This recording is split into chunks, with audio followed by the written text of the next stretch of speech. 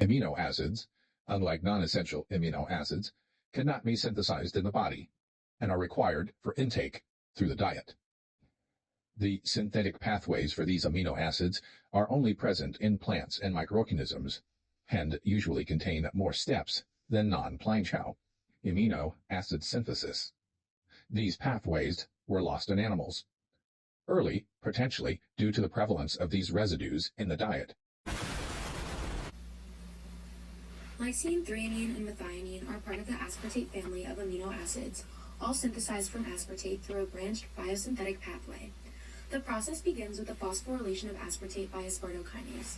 This is the committed step for all three pathways and a key regulatory point. There are 3 isoenzymes of aspartokinase, each sensitive to feedback inhibition by one of the final amino acid products. The major branching point happens at beta-aspartate semialdehyde. This intermediate can either react with pyruvate in a reaction catalyzed by dihydropicolinate synthase to begin the lysine pathway, or it can be reduced by homoserine dehydrogenase to form homoserine, which is a shared precursor for both threonine and methionine. Importantly, lysine regulates its own synthesis by inhibiting dihydropicolinate synthase.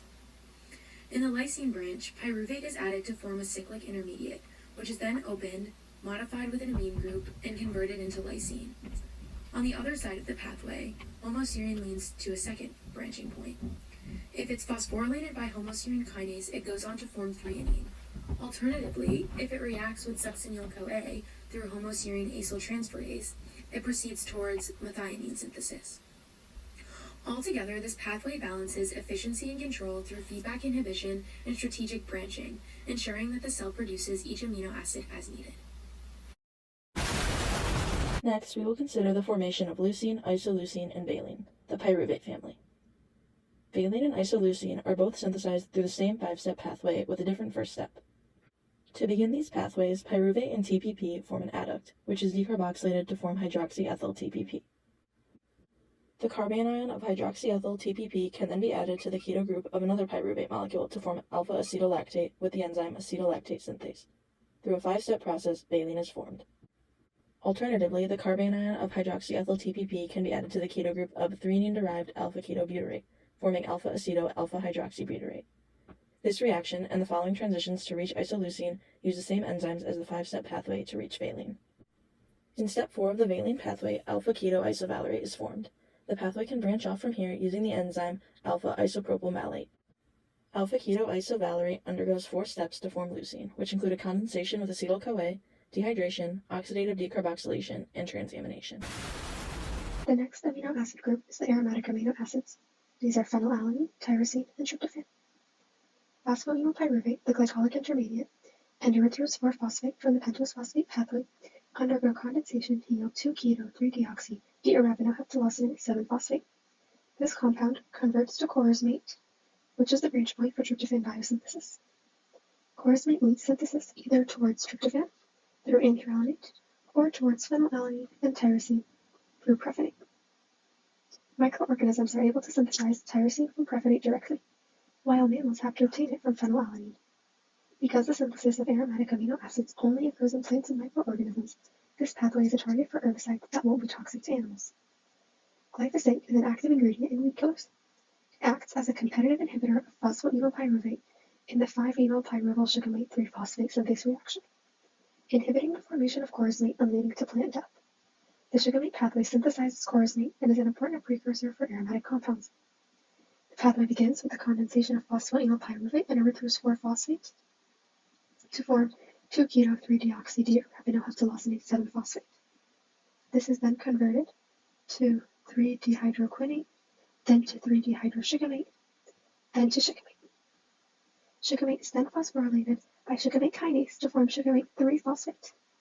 Corismate synthase then catalyzes the conversion of sugamate 3-phosphate to corismate. Since animals lack this pathway, it is a good, safe herbicide target. Next, we're going to take a look at how tryptophan synthase catalyzes the conversion of indole-3-glycerol phosphate into tryptophan. This function is encoded in its structure. It's a 150 angstrom long 2-fold symmetric alpha-beta-beta-alpha complex. We're looking at the full protein here, but for this model, we'll focus on just one alpha and beta subunit. The alpha is green, the beta is cyan. Key structural features include the two active sites, since this reaction occurs in two distinct steps, and more importantly, the tunnel that connects them. This is a 25 angstrom long passage, it's solvent accessible, and it's wide enough for our intermediate to travel through. The indole 3-glycerol phosphate enters through an opening in the alpha subunit away from the tunnel and interacts with the active sites glutamic acid and aspartic acid. Cleavage occurs, yielding glyceraldehyde 3-phosphate and indole. The glyceraldehyde product leaves through the same solution-facing opening and is free to act as a metabolic intermediate elsewhere. In contrast, tryptophan synthase sequesters the indole intermediate. This is an important step, as indole is a nonpolar molecule that can escape cells easily by diffusion through membranes if given the opportunity. Now we're looking at the beta active site. While this cleavage is happening at the alpha active site, serine entered the beta active site through an opening away from the tunnel on the beta subunit. This site features glycine, glutamic acid, and a serine residue. Next, water is eliminated from the serine PLP shift base, and the amino acrylate PLP shift base is formed. This intermediate has control over tryptophan synthesis as it triggers a conformational change in the protein that allows indole to move through the tunnel. Once the indole arrives at the beta region, it reacts with the amino acrylate PLP shift base and forms tryptophan, which is released into solution.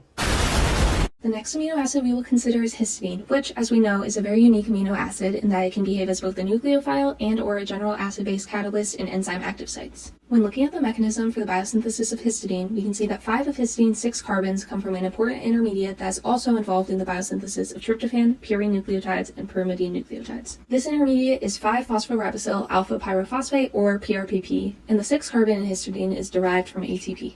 Now we're going to walk through the mechanism for histidine biosynthesis, which begins with ATP phosphoribosyl transferase catalyzing the combination of ATP with PRPP. This step is essentially the transfer of a phosphoribosyl group from PRPP to the N1 position of ATP. The reaction then proceeds through a series of ring opening reactions, which leads us to the molecule N1 5' phosphoribosyl 4-MeMo 5-aminoimidazole 4-carboxamide ribonucleotide. This is cleaved into 2 important intermediates, which are 5-aminoimidazole 4-carboxamide ribonucleotide, or AICAR, and imidazole glycerol phosphate, using the enzyme imidazole glycerol phosphate synthase. AICAR then proceeds as an intermediate in the purine biosynthesis pathway, and imidazole glycerol phosphate continues through the histidine biosynthesis pathway, carrying out a dehydration reaction followed by an amino group transfer, hydrolysis, and then finally an oxidation to histidine. This 9-step mechanism shows us how histidine is derived from PRPP and ATP. And additionally, just a fun fact about histidine is that the biosynthesis of histidine can be used as evidence for the hypothesis that life was originally RNA-based. The imidazole moiety of purines has a very similar role to that in RNA enzymes. Histidine biosynthesis can be seen as sort of a fossil that represents the transition to more efficient protein-based life